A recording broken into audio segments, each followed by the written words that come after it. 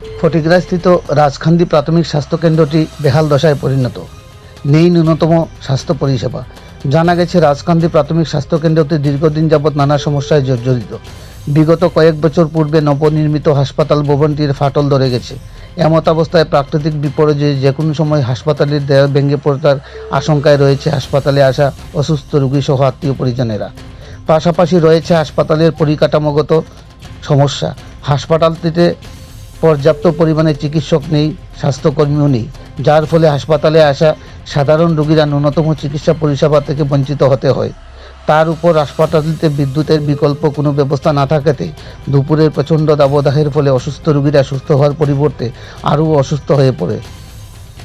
এছাড়াও রাত্রিতে বিদ্যুৎহীনতায় অন্ধকারময় পরিস্থিতিতে রোগীরা অস্বস্তিতে কাটাতে হয়।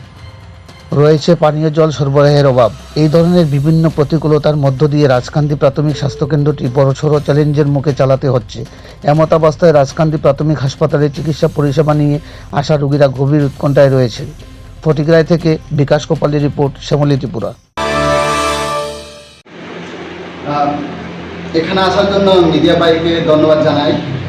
এটি ফটিকরাইয়ের রাজকান্দি প্রাথমিক স্বাস্থ্যকেন্দ্র।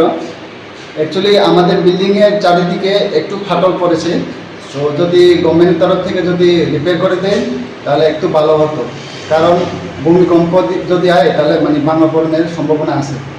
আর আমাদের পিএসসিতে এখন স্টাফের একটু কম আছে, সমস্যা আছে। তো এরপর জলের একটু প্রবলেম আছে, জলে বেশি আয়রন আছে। এরপর বিদ্যুতের একটু সমস্যা আছে।